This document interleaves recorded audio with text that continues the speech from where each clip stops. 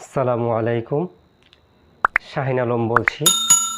আপনাদের সবাইকে Shahin English learning cottage এ স্বাগতম। বন্ধুরা, আমরা আগের ভিডিওগুলোতে শিখেছি অ্যাফার্মেটিভ থেকে নেগেটিভ করার 5টি নিয়ম।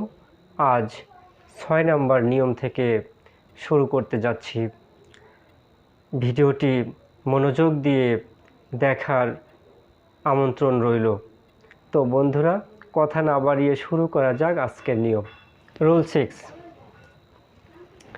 বোথ ... অ্যান্ড অর্থ উভয়টি।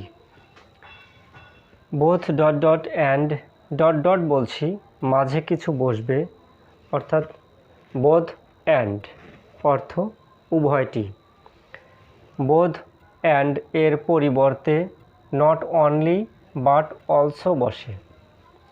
নট অনলি বাট অলসো অর্থ শুধু এটাই না, ওটাও। আর কোনো পরিবর্তন হয় না। I have written an example on the board, that is affirmative.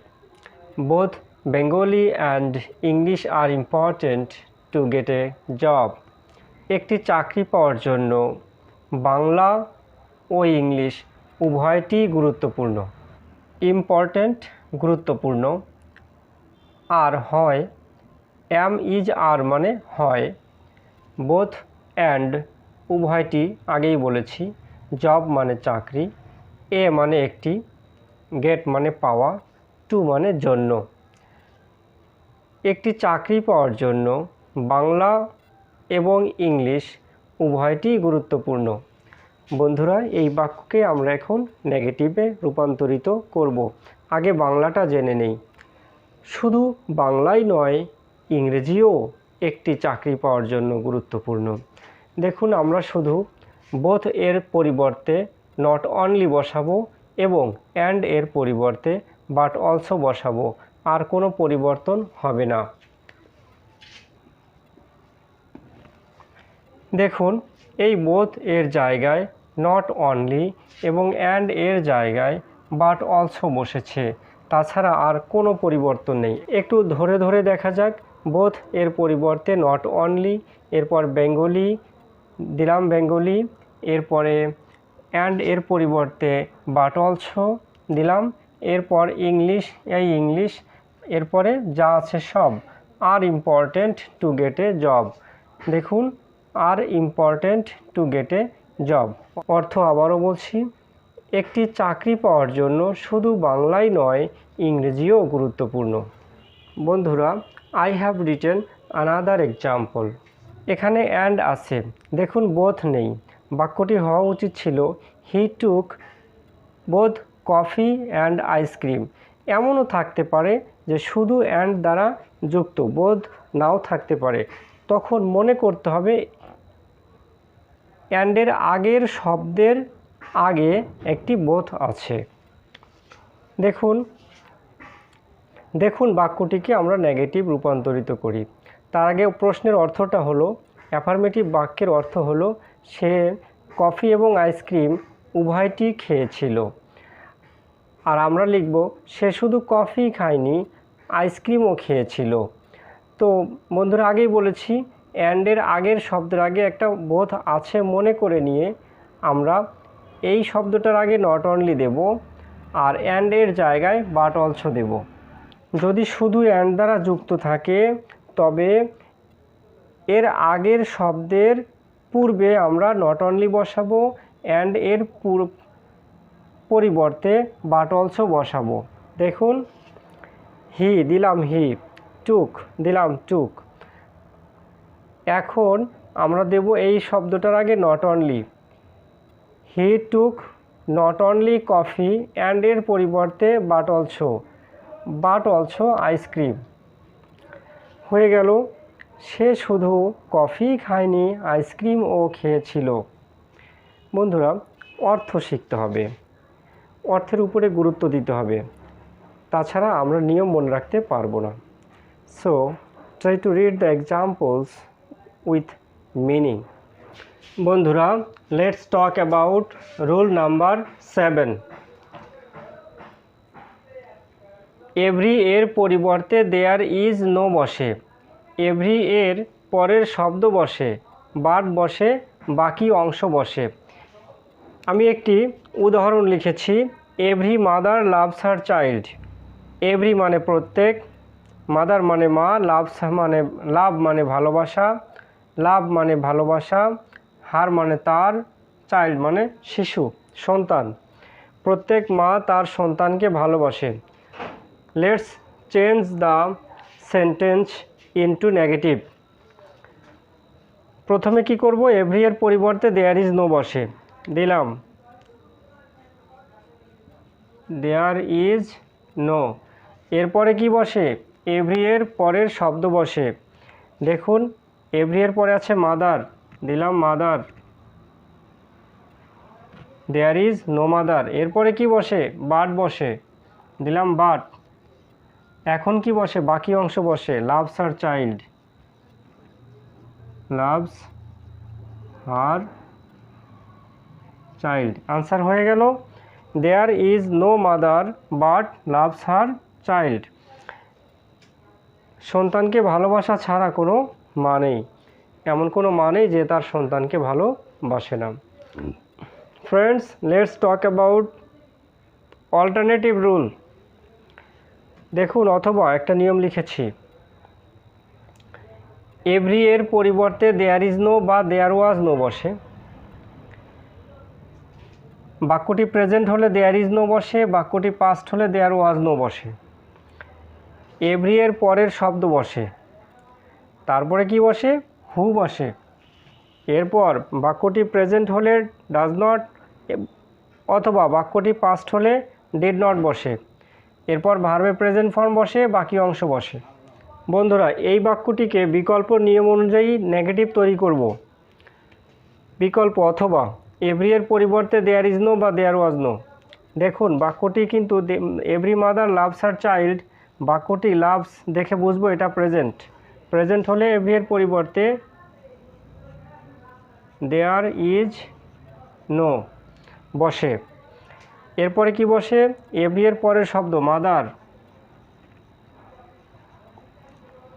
তারপরে কি বসে, দেখুন লেখা আছে এভরি এর পরের শব্দ বসে, তারপরে হু বসে। এরপর কি বসে, ডাজ নট বা ডিড নট বসে। এখন বাক্যটি প্রেজেন্ট, দেখুন প্রেজেন্ট, লাভ, লাভ এর পাস্ট ফর্ম লাভড, সুতরাং এটা তো প্রেজেন্ট ফর্ম, প্রেজেন্ট টেন্স আছে। প্রেজেন্ট থাকলে কি বসে, প্রেজেন্ট থাকলে ডাজ নট বসে।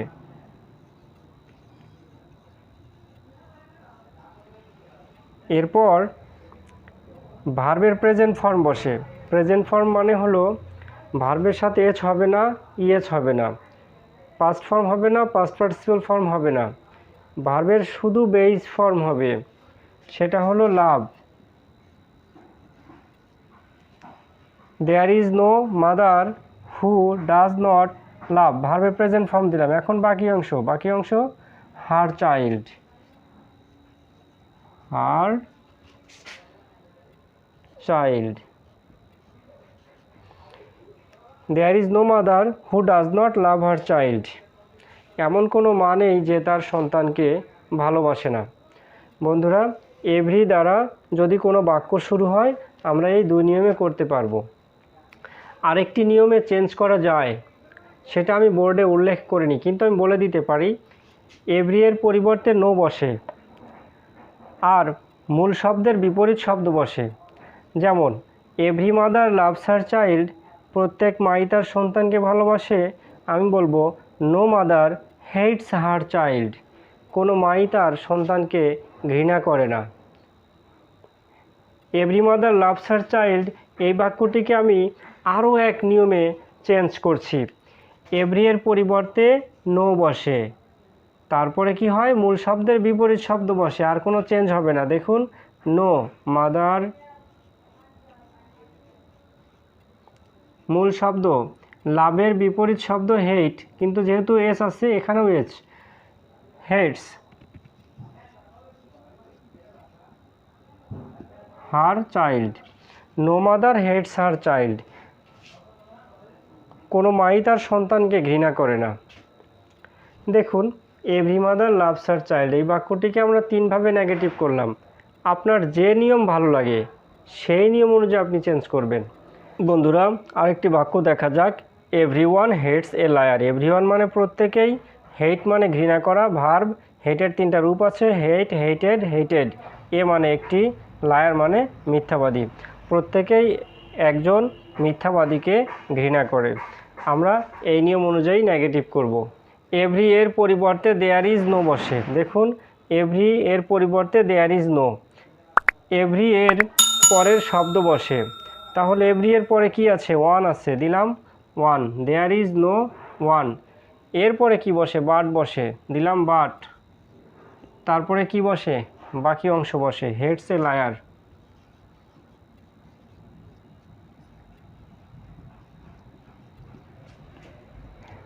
দেয়ার is no one but hates a liar.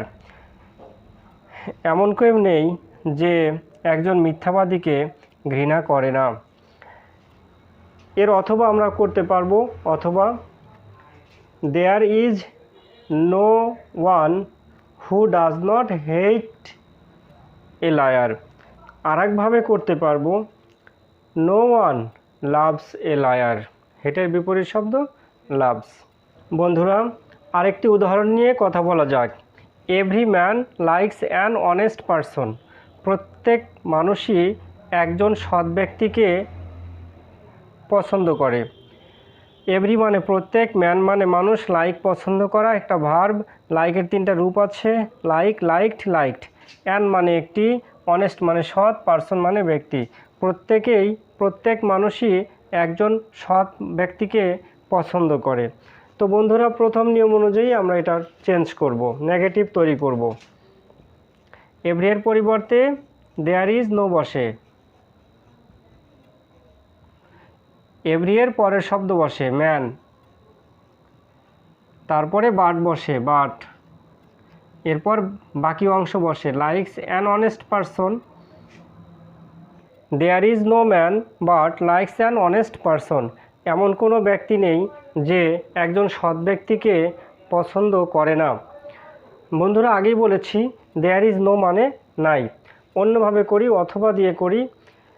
Every এর পরিবর্তে দেয়ার ইজ নো বা দেয়ার ওয়াজ নো বসে, প্রেজেন্ট হলে দেয়ার ইজ নো বসে, এটা ঠিক থাকবে। এভরি এর পরের শব্দ বসে ম্যান, সেটাও ঠিক থাকবে। এরপরে হু বসে, তাইলে আমরা কি করব? There is no man who. এরপর প্রেজেন্ট সেহেতু does not, who does not like, present form হবে, এস উঠে যাবে, অ্যান অনেস্ট পারসন।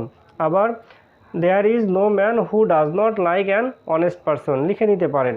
তৃতীয় alternative, no man dislikes an honest person. কোনো মানুষই একজন সৎ ব্যক্তিকে অপছন্দ করে না। বন্ধুরা, অ্যাফার্মেটিভ থেকে নেগেটিভের 7টি নিয়ম আমি আপনাদের সামনে উপস্থাপন করলাম। আশা করি ভিডিওটি আপনাদের ভালো লাগবে আর এখান থেকে অনেক কিছু শিখতে পারবেন। আপনারা অবশ্যই নোট করে রাখবেন আর এই বাক্যগুলো মুখস্থ করে ফেলবেন, কারণ ইংরেজি বলার জন্য এই বাক্যগুলো প্রয়োজন। ফাইনালি আপনাদের সবাইকে ভিডিওটি পুরো দেখার জন্য ধন্যবাদ জানিয়ে এখানে শেষ করছি। আসসালামু আলাইকুম রহমতুল্লাহ।